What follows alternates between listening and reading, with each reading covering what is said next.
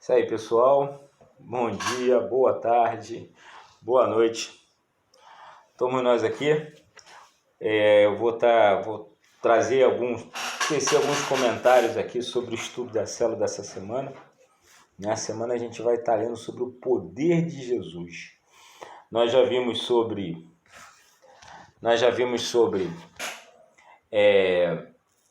o poder de Jesus para perdoar pecados.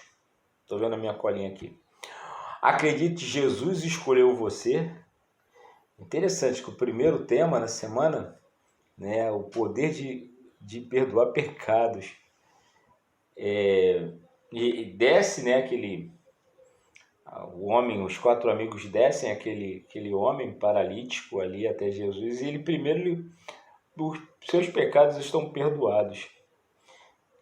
E é mais fácil eu curar ele ou perdoar os pecados. Jesus está preocupado com a nossa alma, que as pessoas se convertam, que creiam nele, que ele morreu e ressuscitou, e que ele está vivo, e que ele continua operando milagres. E a segunda semana, Jesus escolheu você, foi o tema. Acredite, Jesus escolheu você. E é interessante que às vezes a gente fica achando que não temos capacidade. E Jesus, ele escolheu pessoas simples do meio do povo, né? Um pescador iletrado, um cobrador de imposto que era traidor da pátria e um zelote que era um patriota, botou todo mundo junto e trouxe paz no meio deles. E acredite, ele converteu Paulo no caminho de Damasco. A Bíblia ela não dá muita ênfase, você tem que fazer um estudo e começar a perguntar por que os cristãos fugiam dele. O que acontecia? Então, quer dizer, ele devia ser bem malzinho, né? E quantas pessoas malzinho até, ele devia ser muito mal. E às vezes no nosso julgamento a gente acha que aquela pessoa não pode se converter. A gente olha aí até para algumas situações aí que envolvem artistas de televisão e pessoas que falam mal do Evangelho. As pessoas ficam tentando defender o Evangelho, defender a fé cristã, mas não oram para essas pessoas que Deus ele quer. Ele quer que todo mundo seja salvo. Está ali quando Paulo dá aquela ordem, daquela direção, ele dá um conselho para Timóteo. Ele fala para orar por todas as autoridades constituídas. E o texto continua, porque ele quer que todos sejam salvos. Então, da mesma boca, está em Tiago, não pode sair água doce e água amarga. Não pode sair palavra de maldição e palavra de bênção. Nós somos sal e luz. Então, a gente tem que tomar muito cuidado com isso. Então, essa foi a segunda semana. E agora, o poder de Jesus. O poder de Jesus. Nós vamos estar lendo os textos de Marcos 3, de 7 a 12. João 14, 12 a 14. Então, é Marcos capítulo 3, versículo 7 ao 12º. João capítulo 14, do 12 ao 14. E João capítulo 1, 12 e 13 versículos. O pastor Alexandre Marques, o Espírito Santo tem usado ele para trazer a igreja num conhecimento. Você conhecendo quem é Jesus, o poder dele, a autoridade dele, todo o trabalho que ele fez na cruz, que ele iniciou na cruz e passou para a igreja continuar, esse trabalho dele, e ele continua operando milagres e prodígios, só que para isso nós temos que ter esse conhecimento. E não só ter conhecimento, a gente praticar situações que vão fazer com que esse Cristo, que Jesus Cristo, aliás, ele se manifeste no nosso meio, nos grupos pequenos, principalmente nos grupos pequenos, mas Jesus se manifesta no grupo pequeno, de forma individualizada com cada um de nós, no quarto de escuta, aquele momento, nós estamos lendo um livrinho aí, um livro que nos ajuda bastante. Então, esse é um grande detalhe de você conhecer, ter sabedoria, ter conhecimento, se apropriar das verdades da palavra de Deus. Então vamos aos estudos. O texto do próprio Alexandre Marques, que ele nos dá essa direção aqui, eu vou lê-lo. Está assim, ó. Deixa eu ver, não é esse aqui. Esse aqui, ó. Jesus demonstrou grande poder sobre todo tipo de enfermidade, sobre os espíritos malignos, os espíritos malignos que reconheciam como sendo o Filho de Deus. O seu poder atraiu os aflitos, os oprimidos, que se espremiam para tentar ao menos tocar nele. Jesus também acalmou uma tempestade, dando ordem ao vento e ao mar.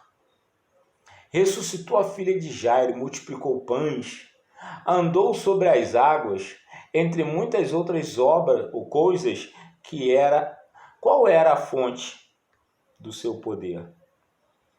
É interessante que o texto ali continua assim: Deus chegou na vida de Abraão para mudar tudo. E até lhe deu um filho na velhice, através de uma mulher também idosa. Deus ele se manifesta no Antigo Testamento, e o Antigo Testamento é sombra do que está por vir. Você olha e vê uma sombra do que está acontecendo. Ele se manifesta e fala, e dá para Abraão um filho quando ele já era muito idoso, e ela também com muita idade, ela era estéril. Deus ele mostra ali, olha, eu sou o Deus do impossível. Eu faço aquilo que prometo, eu sou um Deus fiel. Ele tira o povo do Egito, debaixo de muitos milagres e prodígios, leva ele para o deserto, alimenta aquele povo, trata deles, cuida deles, faz eles atravessarem o rio, entram em Canaã, e eles saem possuindo com várias batalhas e guerras através de Josué, sabe? E esse Deus, tudo isso está apontando para Jesus Cristo. Está apontando para a cruz, está apontando para esse Deus maravilhoso que vai se manifestar no meio de nós. E aí sim, a gente vai ler o texto de Marcos 3, de 7 a 12, para a gente dar mais uma caminhada no nosso estudo aqui. Eu não vou ler o texto todo de Marcos 3, 17 a 12, vou ler só o finalzinho que mais me chamou a atenção. Você lê aí, leia, medita, que Deus vai falar contigo, ok? Amém? Diz assim: pois curava muitos, de modo que todos os que padeciam de qualquer enfermidade se arrojavam a ele para o tocar. Também os espíritos imundos, quando o viam, prostravam-se diante dele e exclamavam: tu és o Filho de Deus. Mas Jesus lhes advertia severamente que não expusessem a publicidade. Eles falavam: vocês ficam quietinhos, tá? É interessante que eles viam um Deus encarnado e eles reconheciam, eles se prostravam diante dele e exclamavam, eles não perguntavam, eles exclamavam: tu és o Filho de Deus. E o que acontece? Eu fiz aqui algumas anotações muito interessantes que eu queria trazer para vocês, porque Deus me revelou, porque eles conheciam ele. Eu cheguei aqui, eu comecei a observar o seguinte: o que tem na Bíblia, ou pelo menos alguns textos, o porquê eles conheciam, eles faziam essa análise. Não só ali, quando chega lá em Gadara, mesma coisa. O que nós temos contigo? Né? E você vê você vê um rapaz que estava estribuchando ali com uma doença, e quando ele desce do Monte da Transfiguração é a mesma coisa, sabe? Eles conheciam, e aí eu pego e puxo alguns textos que mostram o seguinte, que na queda, Satanás, né, chamado ainda de anjo de luz, antes, né, chamado de anjo de luz, ele cai e ele arrasta com ele aqueles que ele conseguiu enganar no céu. E esses demônios, esses espíritos imundos, viam Jesus na sua glória antes dele estar encarnado. E aqui eles o reconhecem. O texto está em Isaías 14, 12. Isso é apenas aqui para a gente analisar, só para o nosso conhecimento. Acho que não há necessidade de repente colocar na cela, mas se alguém perguntar como é que eles conheciam, vocês podem dar essa explicação. Em Isaías 14, versículo 12, diz assim: como caíste do céu, ó estrela da manhã, filho da alva, como foste lançado por terra. Em Apocalipse, na ilha de Patmos, quando João está lá preso na ilha de Patmos, o único dos apóstolos que morreu com idade, velho, os outros foram todos assassinados. Está lá na visão de João, ele escreve no capítulo 12, do versículo do 7 ao 9, diz assim: houve peleja no céu, Miguel e os seus anjos pelejaram contra o dragão. Também pelejaram o dragão e seus anjos, todavia não prevaleceram. Nem mais se achou no céu o lugar deles, e foi expulso o grande dragão, a antiga serpente que se chama Diabo e Satanás, o sedutor de todo mundo. Sim, foi atirado para a terra, e com ele os seus anjos. Então, quer dizer, quando eles olham para Jesus, eles identificam o Senhor da glória. E, continuando, nesse texto aqui, algumas perguntas que faz parte da edificação. As perguntas são: você crê que Jesus é poderoso para realizar qualquer coisa? Eu na vigília, agora sexta-feira, eu falei sobre dei um testemunho, né? Um foi do Acorda, foi da Festa Country. A Festa Country, as pessoas ali, eu fico ali no portão, tem um grupo que fica comigo ali no portão, vigiando, tomando conta ali da entrada, da saída, que é importante, né? E algumas pessoas relatavam para mim: poxa, aqui não está chovendo, lá em Valqueira está chovendo, outra, pô, Jacarepaguá está chovendo, mas ali não estava chovendo. Deus continua nos protegendo, manifestando o seu poder e glória. Na vigília que eu estava falando, antes comecei a minha fala aqui falando sobre um testemunho, né, que aconteceu comigo no Caxambi. Eu saí daqui, tinha caído uma tempestade no Rio de Janeiro muito forte, e saí aqui do Lins, eu já morava no Lins e fui. Tinham 2 células que aconteciam em 2 quarteirões diferentes. E daqui para lá estava tudo sem luz. Eu cheguei onde ia acontecer a célula, tinha luz.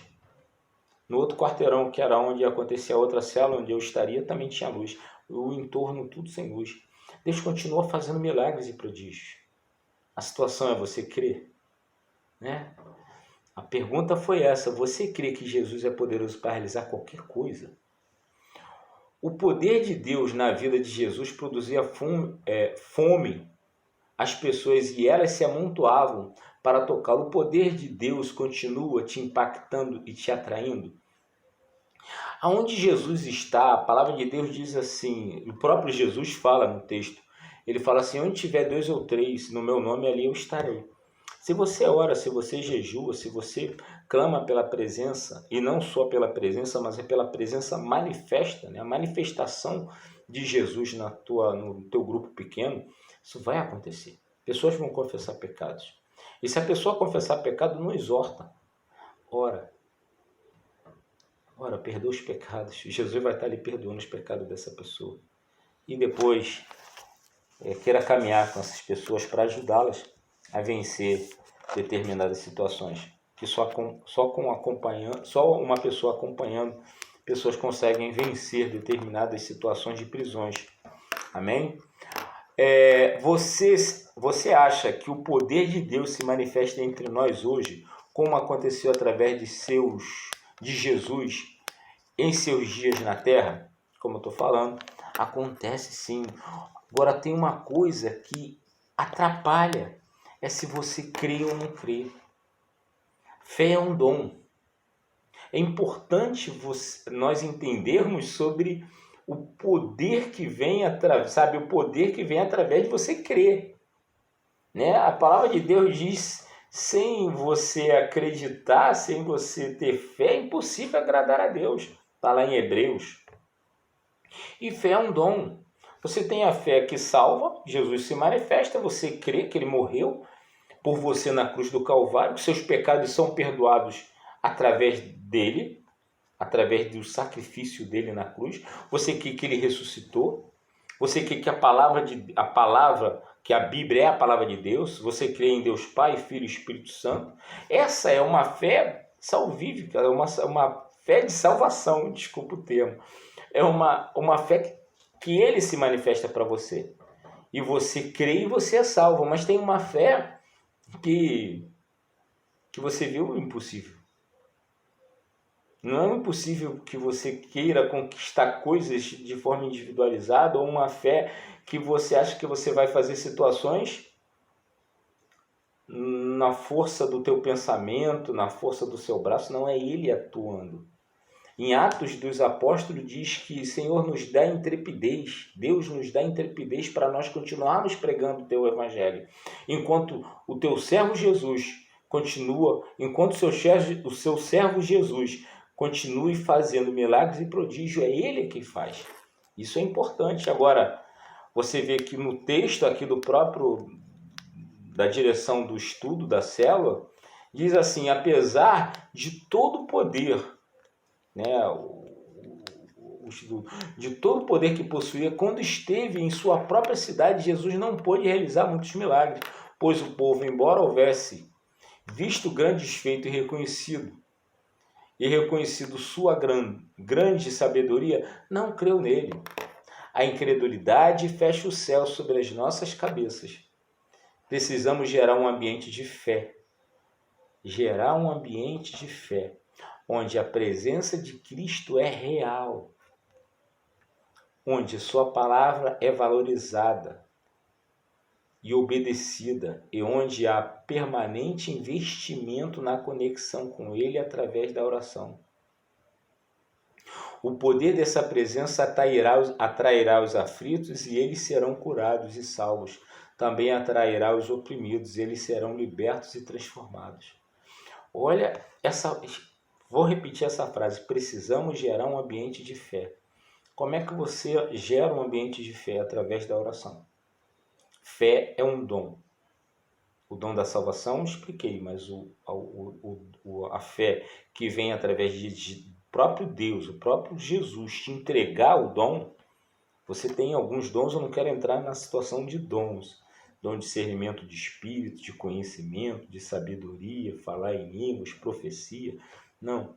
E fé. Fé também é um dom, está tudo lá escrito. Né? Se não me falha a memória, é 1 Coríntios 12, 13. Né? 13, 14 vem o suprassumo do dom, que é o amor. Né? Então, gera em oração isso no grupo da célula. E é interessante que o ambiente de fé é onde a presença de Cristo é real. Creia que Ele está ali. Né? Tem algumas orações que a pessoa fala assim, eu já escutei aqui da igreja mesmo, e eu mesmo já fiz: Senhor, criamos um trono aqui e queremos te entronizar no meio de nós. Deixa Deus, deixa Jesus ali no meio e deixa Ele fazendo milagres e prodígios. Gera essa expectativa para as pessoas antes da reunião. Onde a palavra é valorizada.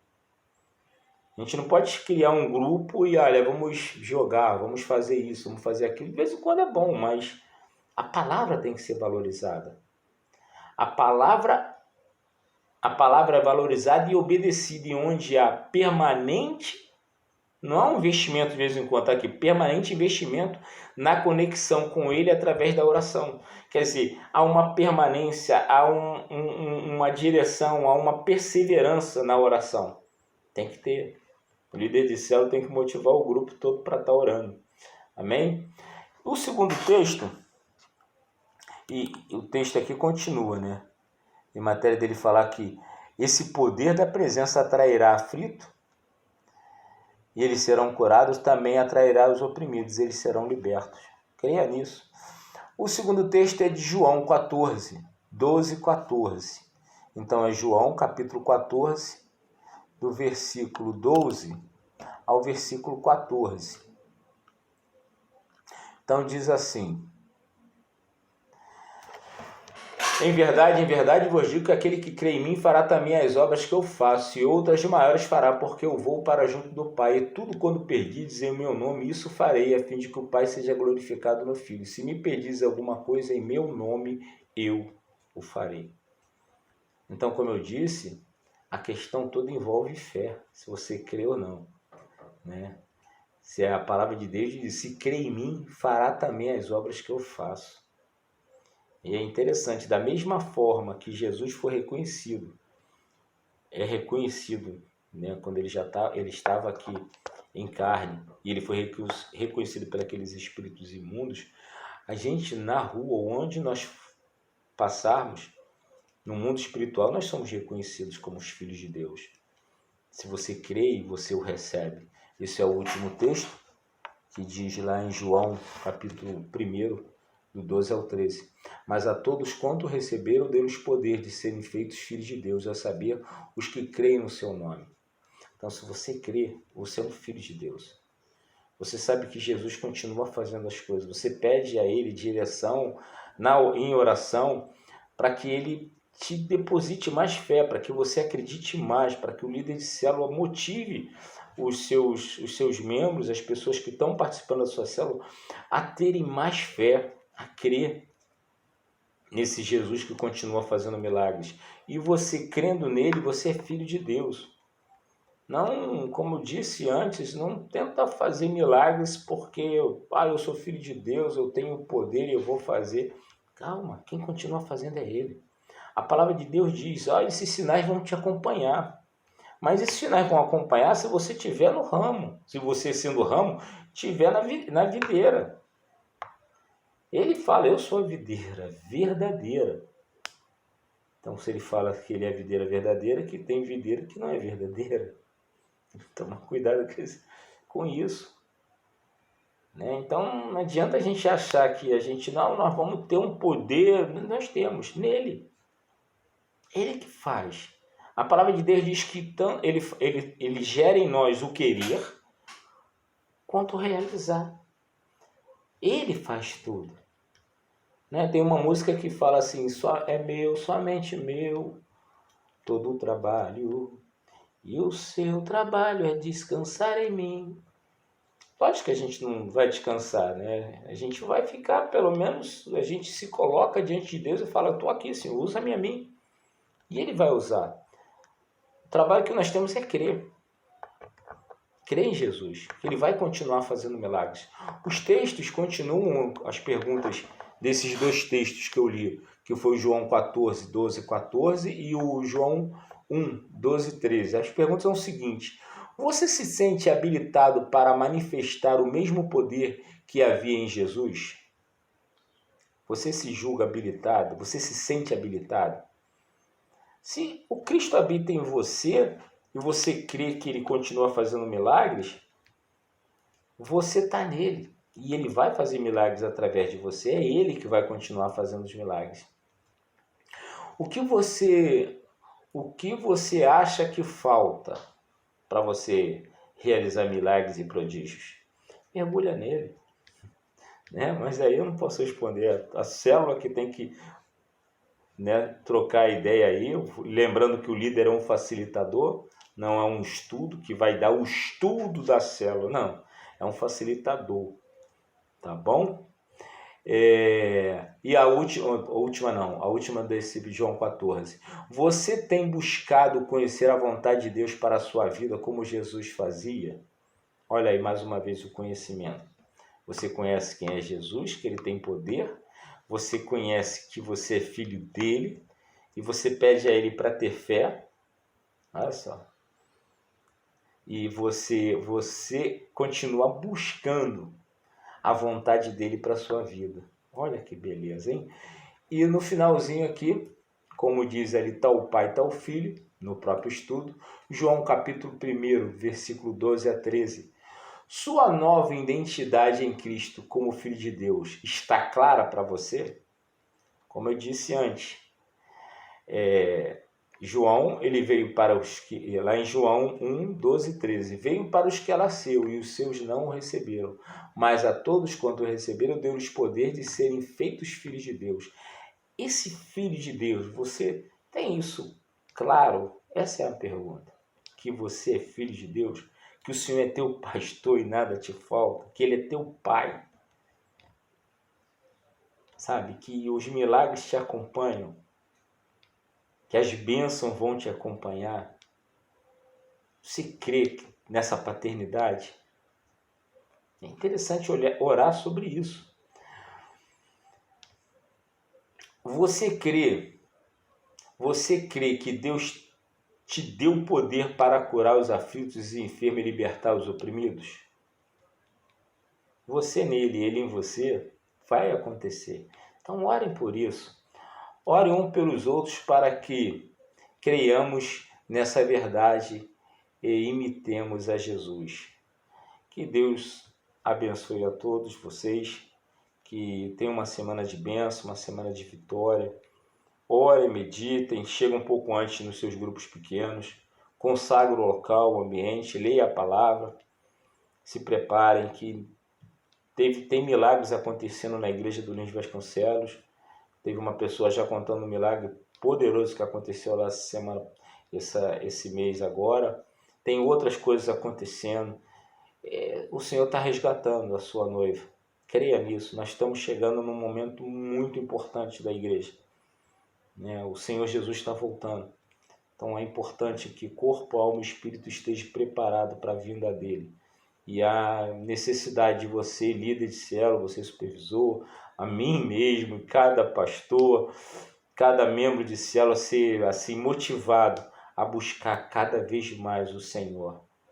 Tá bom? Deus abençoe a todos. Um beijão no coração.